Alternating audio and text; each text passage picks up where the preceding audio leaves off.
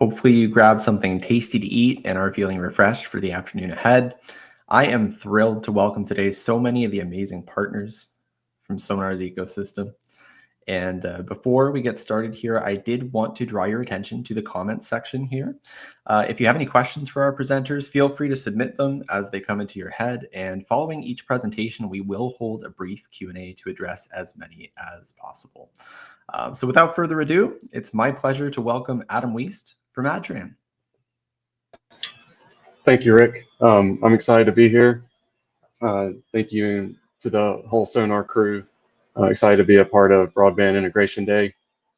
Today, I know we have a short cycle here, so I'm going to hit some highlights. We're going to be talking about the Adtran Sonar partnership. We're going to be hitting some integration highlights, talking about API, telemetry, access to data, things like that. And then we're going to be working through engineering excellence and what that means for joint solutions and what we build for our customers and how that impacts our subscriber solutions. And then we'll look a little bit specifically at the workflows and provisioning specifics on Sonar's integration with Adtran's Mosaic Cloud platform. So just to take a step back and talk about the partnership, it's been a pleasure. Adtran works with many OSS BSS providers. We find at times, sometimes those OSS providers are not customer centric.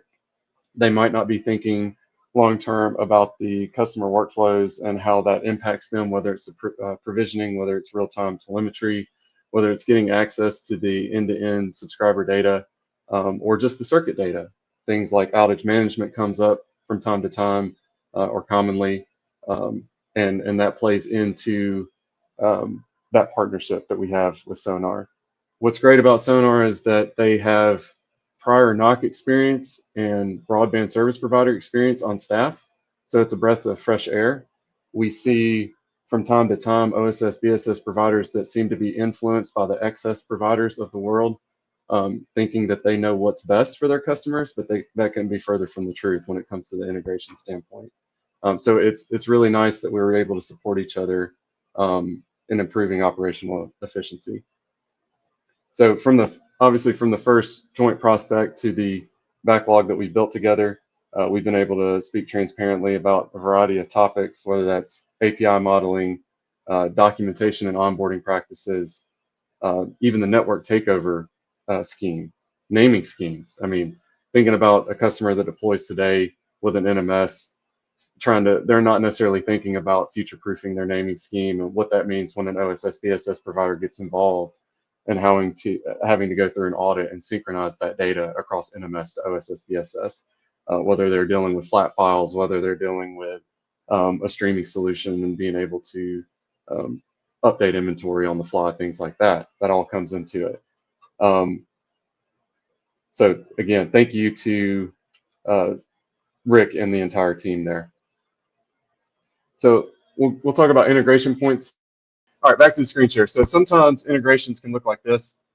So when you're running an end-to-end network, you have to think about every segment being, think about your topology and how it's broken down into segments. Generally, those segments have different management solutions through them, and we want to provide a holistic view for the OSS BSS provider. So a lot of times the common challenges are, how do I get to your managed Wi-Fi solution? What API does it have? Please tell me it's REST. Oh man, SOAP XML, what's that? Does it have a streaming solution or do I have to poll?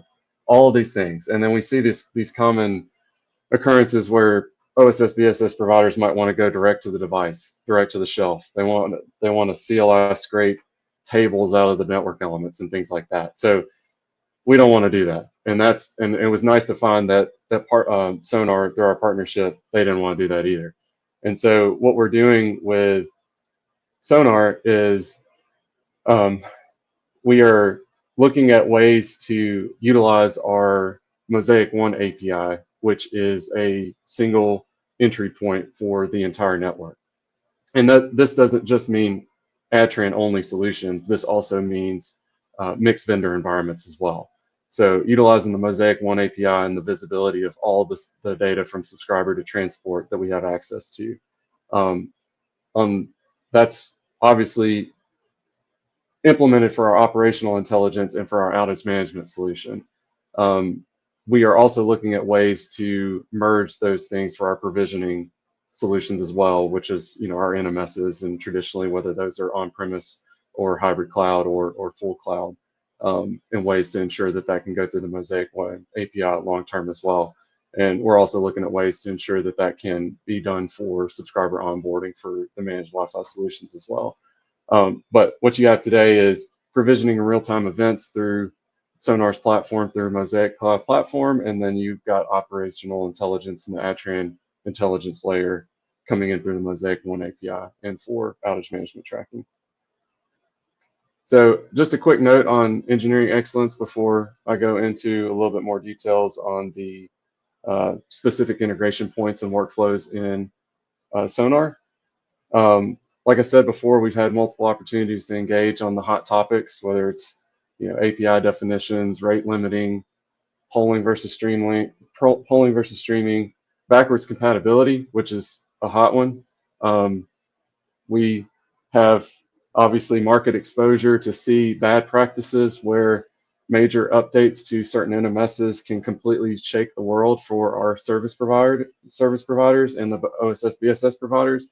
And we also see practices implemented where it puts a burden on the OSS BSS provider or the end customer when major updates to the API are done.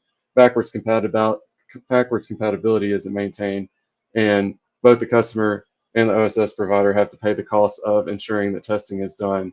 And they may or may not have control of things like the API rate limiting changes for bulk migration, or they may not have control of what happens in a takeover, or when the NMS is updated and the API gets updated. So that puts a lot of scheduling challenges at play. But we've been able to have healthy conversations with Sonar and making sure that we learn from the bad practices of others to make sure that we do that correctly on the front side. And just to say it, it's not common that I get to see this level of proficiency from a single enterprise. So it's really, really nice and refreshing.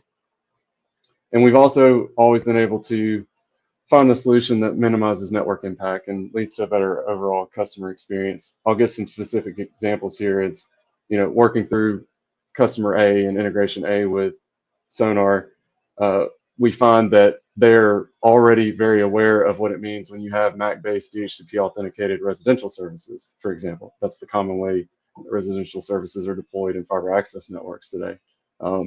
And they already have knowledge of what it means when RGs hold leases and you may need to implement the balance of a uniport during service install or uninstall to ensure that you re-authenticate. So we're not having to teach them these technological feats. They're already very aware of what it means to run a network and what those types of workflows are. Also, protecting APIs. It's not uncommon for API rate limiting to be in place and being able to implement 429 handling, for example. So we didn't have to teach them about that. That was common. They already had experience with other providers, for example, that had to enforce that. So talking about that was healthy. And then brownfield environment. Not everybody gets the liberty of starting fresh with an OSS BSS provider from day one during their build. And so you might be entering with a customer that has 5,000 services today, and they've never thought about what it means for automated provisioning. And they consult with Adtran and Sonar, and we're able to have a healthy conversation about what kind of MOP do we need to define for a brownfield environment to take over that network without impacting end subscribers and causing outages, for example. So all of this stuff comes into play early on, and we're able to get through those and provide a great experience. So looking a little bit deeper at what it means to actually integrate between Adtran and Sonar, so looking specifically at the integration with Mosaic Cloud Platform, you're going to see a couple of side-by-side screenshots on what it means in the Sonar platform, what it means in the Adtran platform, and we'll kind of walk through a couple of things here. Service mapping, for example, this is what it means to create a service mapping in Sonar. They were able to build a direct integration that maps one-to-one with what it means in our Mosaic Cloud Platform as far as profile vectors. You can think of it as service templates in the same way. It's a hierarchical, conditional, resolve-based profile vector scheme. And so it was really nice to see that they're able to map it one-to-one, because you might have a pre-existing set of templates that were already built up and the customer might not want to change that definition. So it's very, very easy to go map that directly to their paid billboard package and map that directly to what it looks like in Mosaic Cloud. Same thing goes with devices.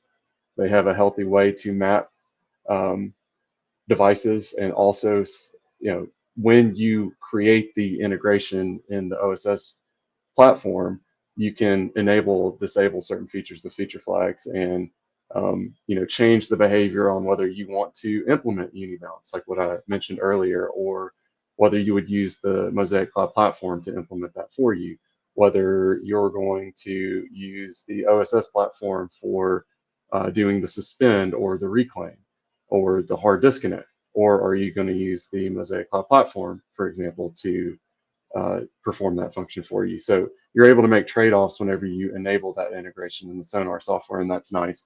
We don't always see those integration-specific options in the platforms that we work, the other providers that we work with today, or the billing system providers. And being able to map devices and being able to override inventory naming schemes or conventions there directly in the integration module, which is really, really nice. Also the audit. So, network takeover, again, that's a common thing. Again, we're not starting day one in greenfield environments always. It's common that we're talking about brownfields, or moving from one provider to Sonar, for example, sharing the subscriber database, sharing the billing records, being able to perform an audit and get a view of what the NMS says the world looks like today. And then being able to act on that. So, for example, performing a sync process. And this is obviously a hot topic. As I said, when we started with the Sonar integration and defining the workflows for what an audit and a sync looks like, you don't want to forklift a network that is existing and functioning.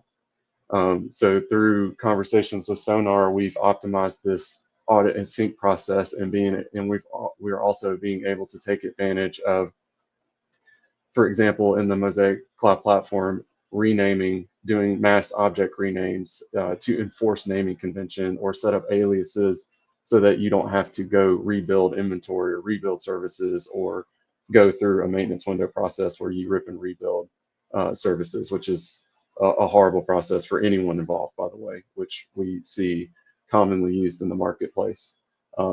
So it's really nice to ensure that we're thinking about the end subscriber and making sure that we're not creating outages during a takeover event.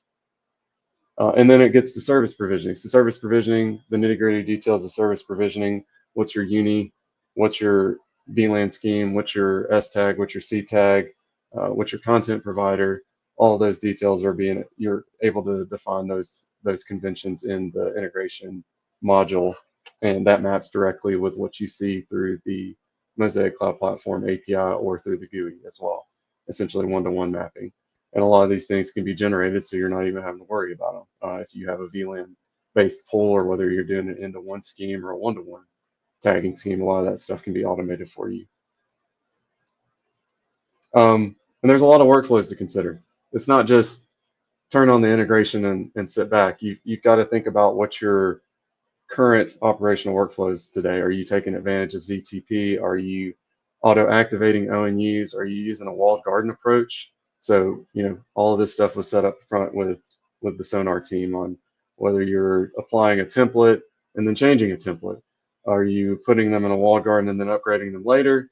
Or what does it mean when you do a soft versus hard disconnect? Are you deleting inventory? Or are you not deleting inventory? And we also got in healthy conversations about asynchronous APIs and what it means to, whether you're storing transaction IDs and pulling them later, or whether you're utilizing our asynchronous notification event stream to know when a workflow is complete. And thank goodness we took the latter approach. So we're getting completely away from anything on pulling transaction IDs, and essentially you fire off requests asynchronously and you get asynchronously notified when the job is complete, and they move on to their next workflow. So that's really, really good to see.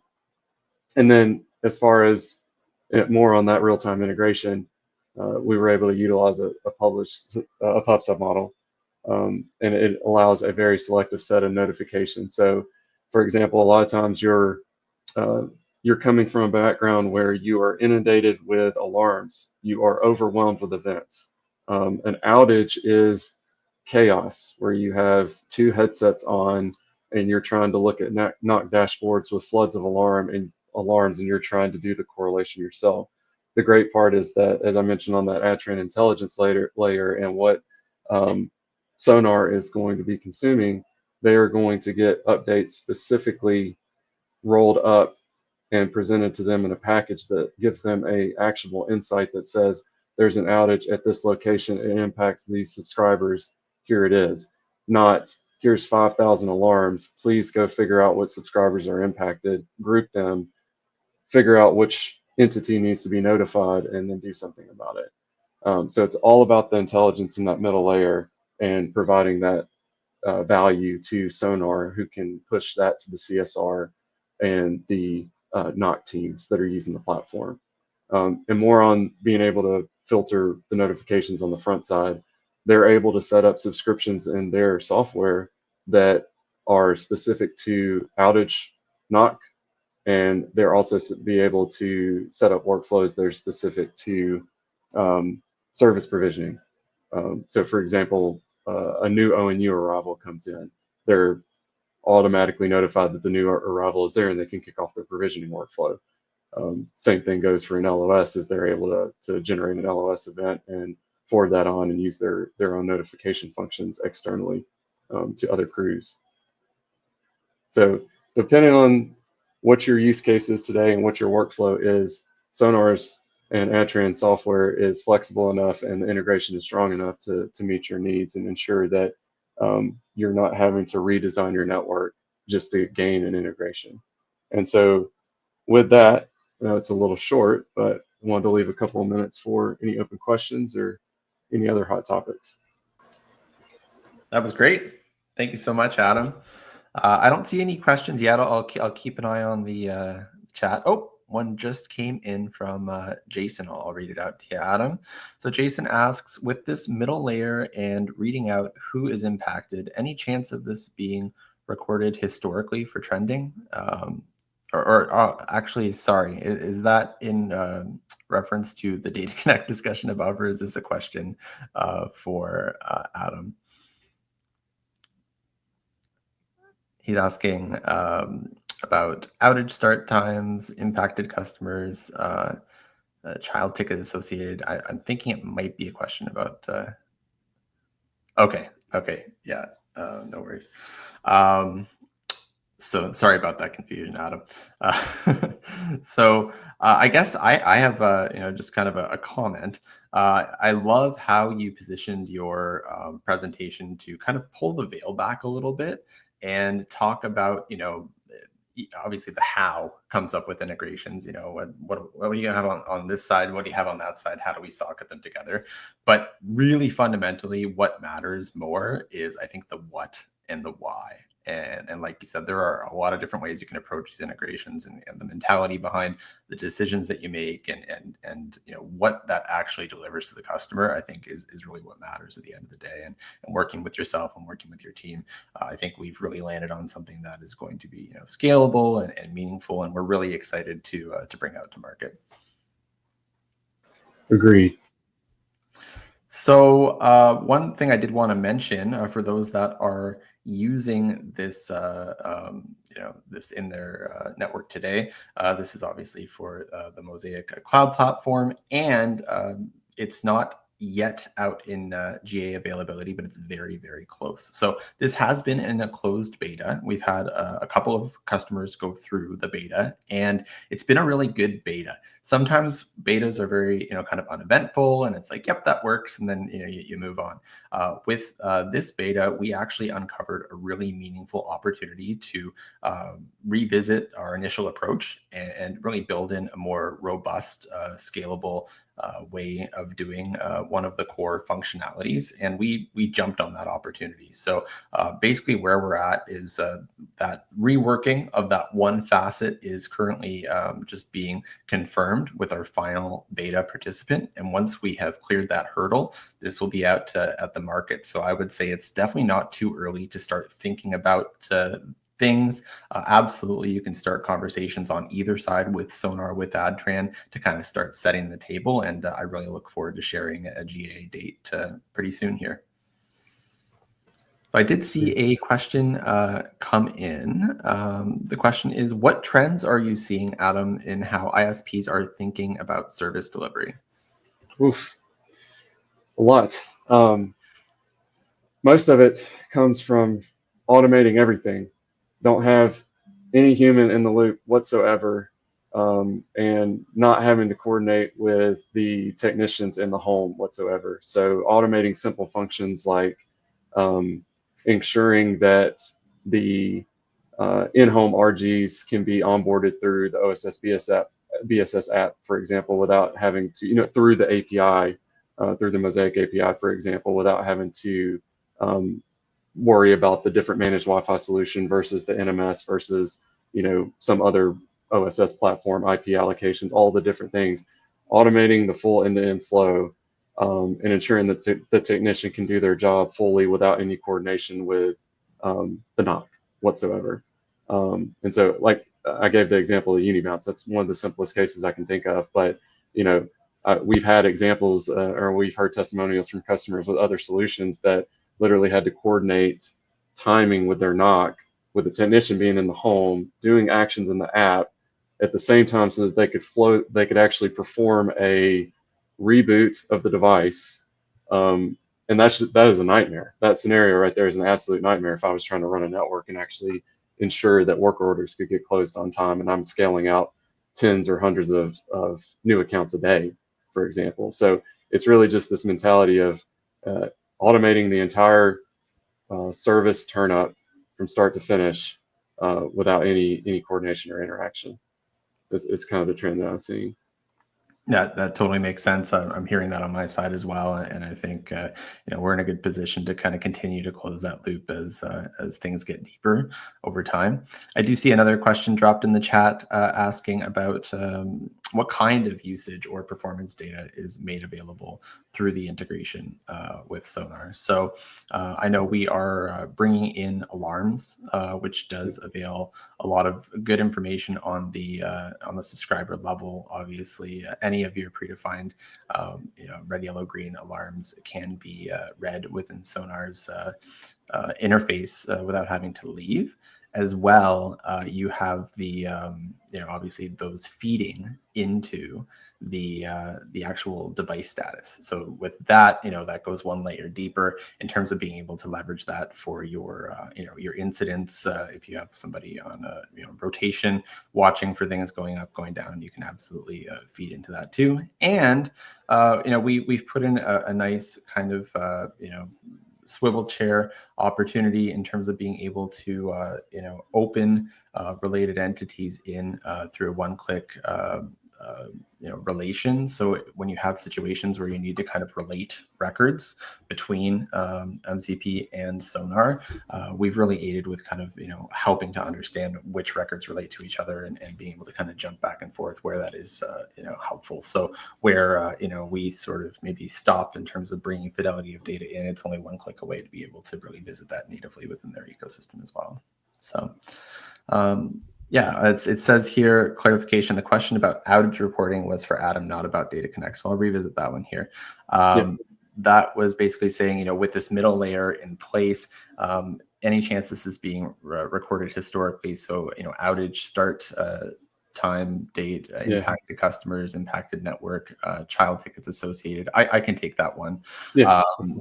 Again, because it is ultimately influencing the device status, the quick answer is yes. We are aware of that in Sonar, and that can absolutely be leveraged. You can pull those different lenses and understand those relationships. So again, we're really, really close to being able to have this out as part of the knowledge base article. We do go into detail into kind of where those intersections exist and what sort of extended workflows can be informed by the integration. Perfect. So that was very well timed. Thank you so much, Adam. That was an awesome presentation, and we are going to bring on the next. So thanks again, Adam. Thank you. And of Appreciate course, it. yeah, thank you so much.